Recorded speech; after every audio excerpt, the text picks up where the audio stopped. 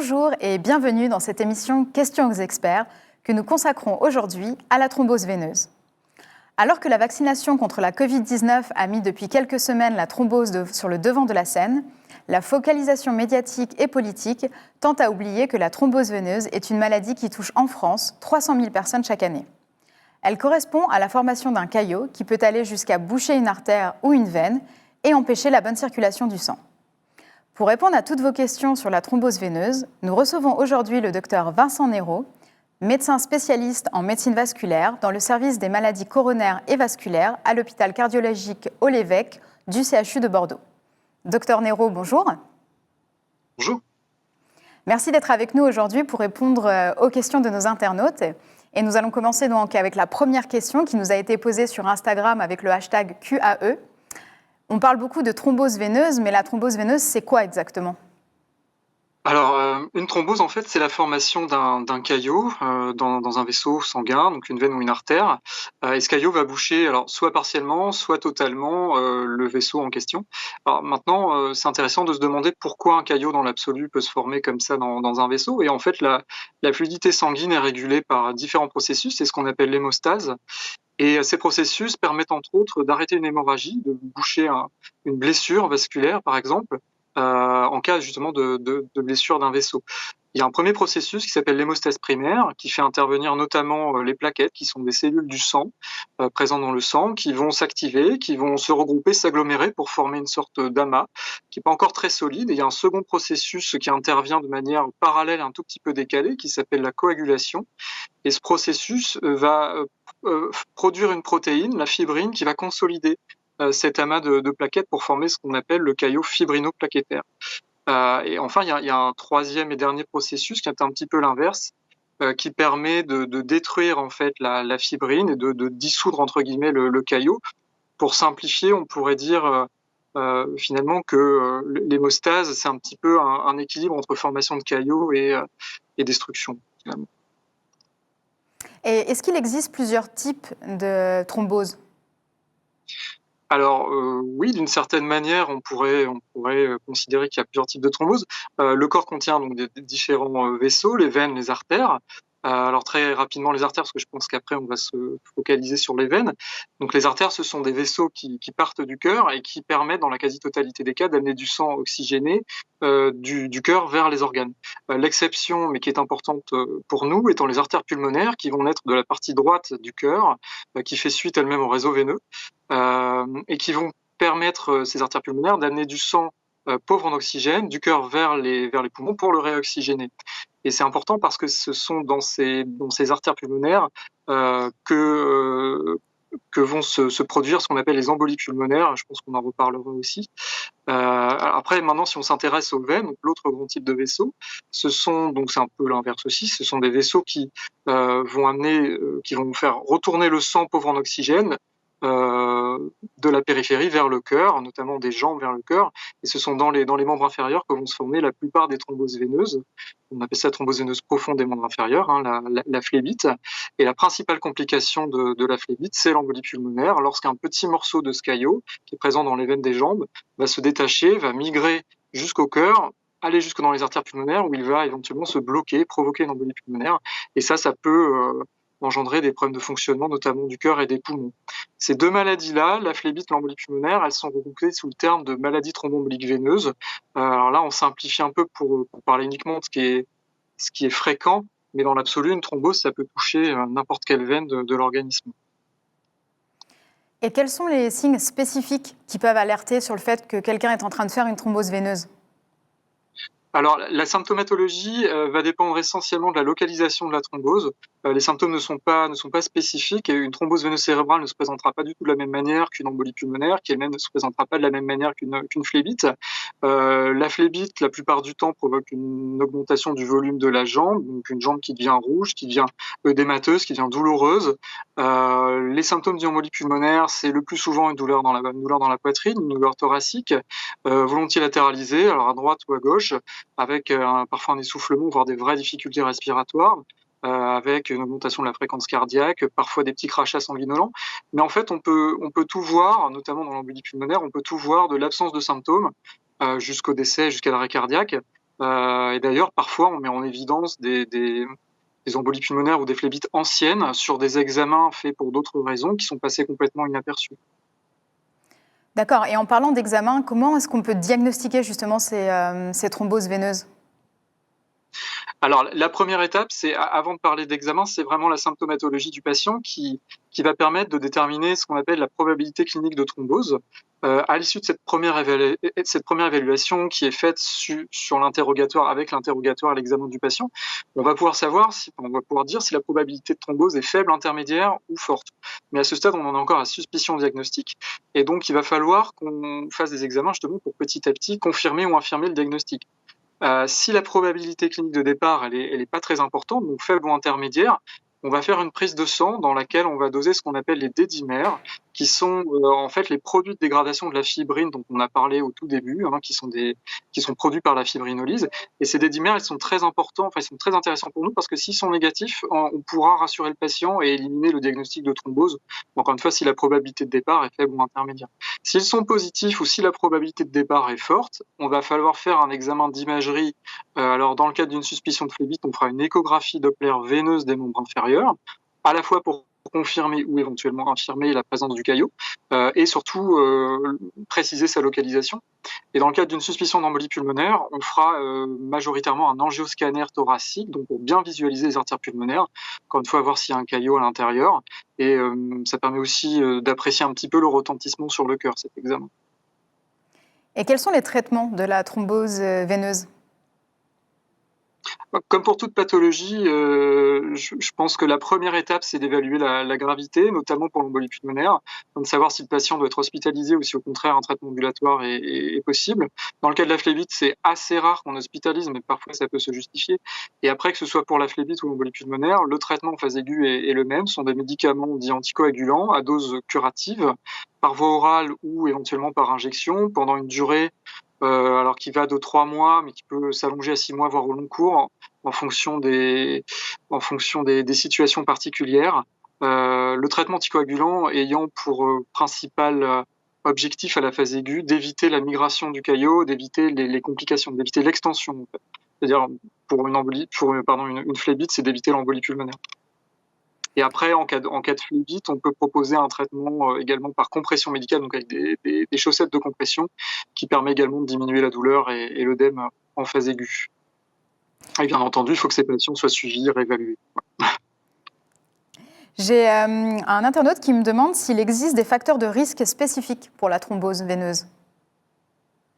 Alors, on a vu tout à l'heure que l'hémostase, donc c'était un ensemble de processus qui permettait d'arrêter une hémorragie en formant un caillot, mais en fait, parfois, indépendamment d'une hémorragie, dans certaines circonstances favorisantes, la balance de l'hémostase va pencher vers un excès de coagulation et un caillot va se former.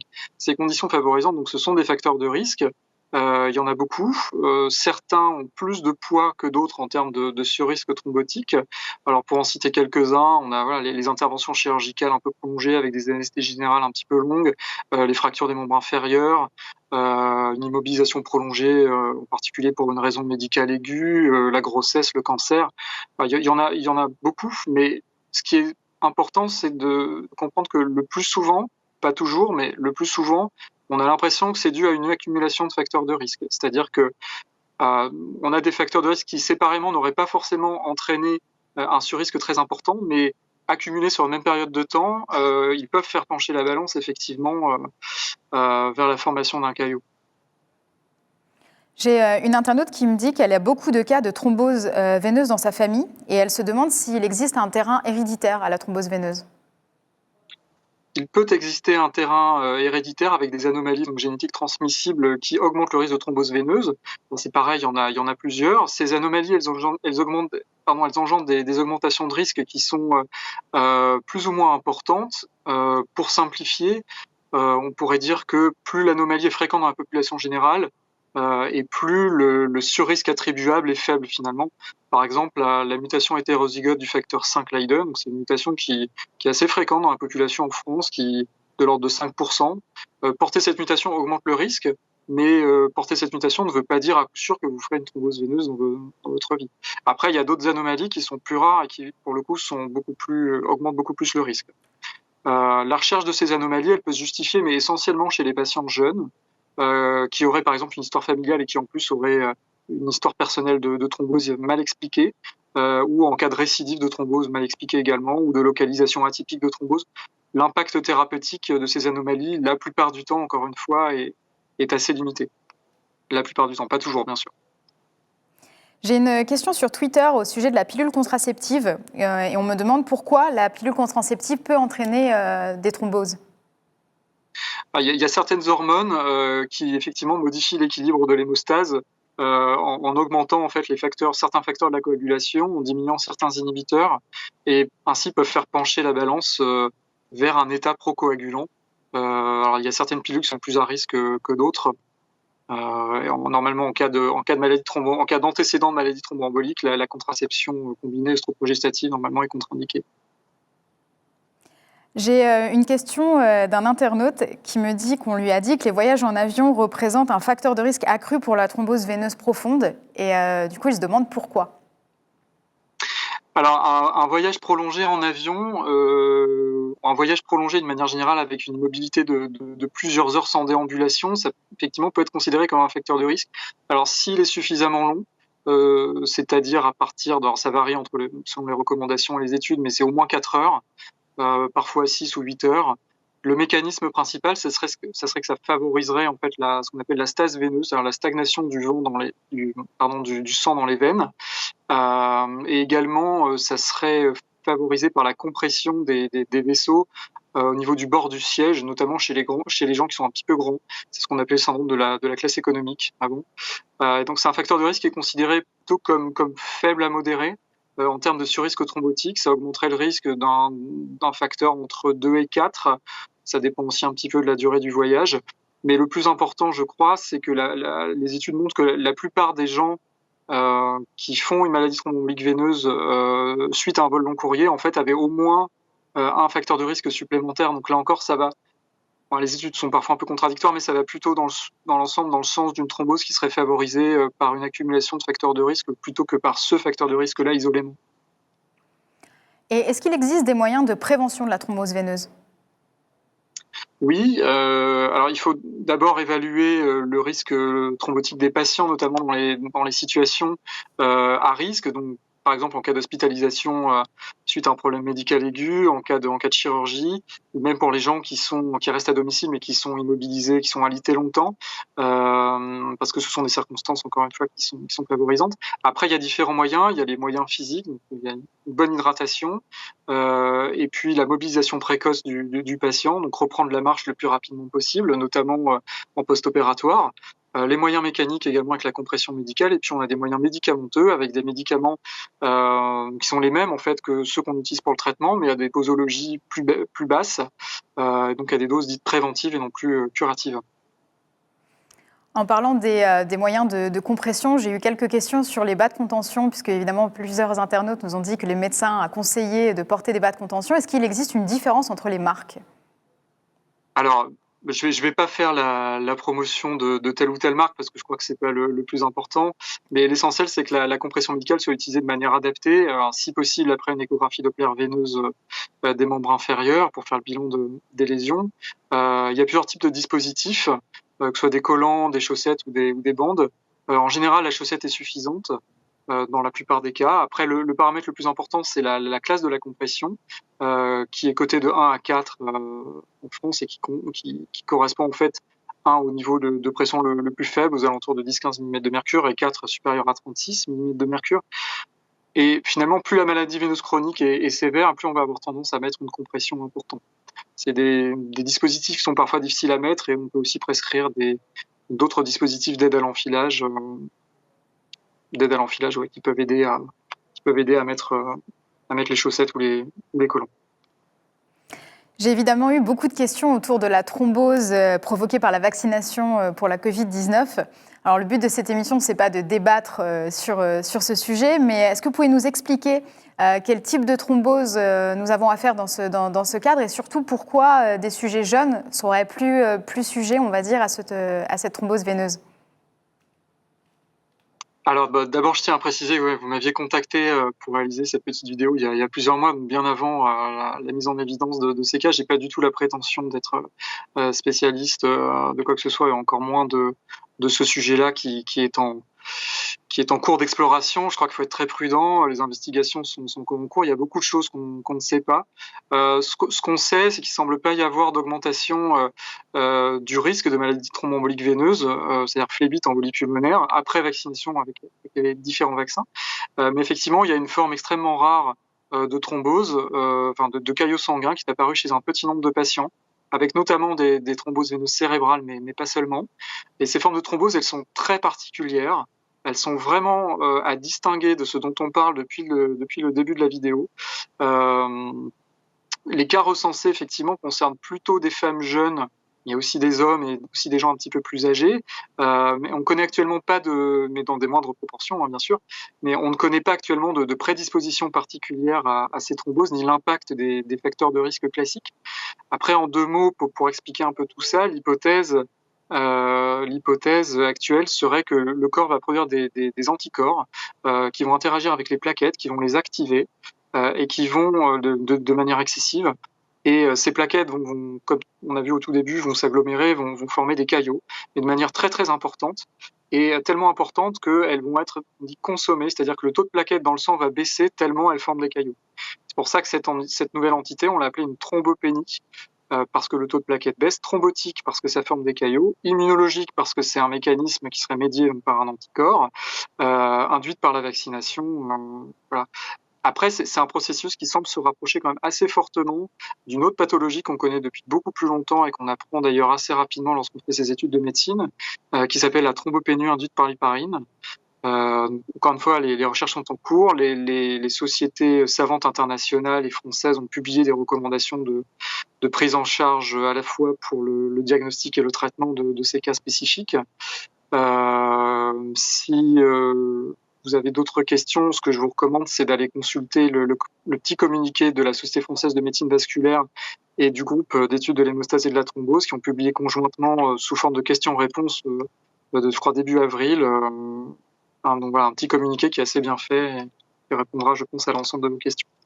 Mais je crois que ces quelques cas, aussi graves soient-ils, ne doivent pas faire perdre de vue que la Covid-19, elle augmente par contre très fortement le risque de thrombose. Donc bien sûr, le ratio bénéfice-risque reste en faveur de la vaccination. Et oui, mais c'est effectivement en cours, et c'est très bien de le préciser que toutes ces études sont en cours et que rien n'est fixé, rien n'est figé pour le moment. Et c'est très intéressant pour se communiquer. Je pense que c'est bien d'encourager les gens d'aller le lire. Une autre question sur l'insuffisance veineuse chronique. Qu'est-ce que c'est et quels sont les symptômes de l'insuffisance veineuse chronique ? Alors, l'insuffisance veineuse chronique, merci pour cette question parce que je crois que c'est un truc dont on parle peut-être pas trop, alors que ça touche des millions de gens en France et avec un impact médico-économique important. En 2 mots, les veines, donc on a vu tout à l'heure, permettaient de retourner le sang pauvre en oxygène, notamment des jambes vers le cœur. Et en fait, pour faire ça, elles sont pourvues de petites valvules unidirectionnelles qui vont laisser des petites valvules anti-reflux en fait, qui vont laisser passer le sang dans un sens, donc vers la tête, mais pas dans l'autre sens, pas vers les pieds. Et également, grâce à la marche et à la contraction des mollets lors de la marche, tout ça permet de faire remonter le sang vers le cœur.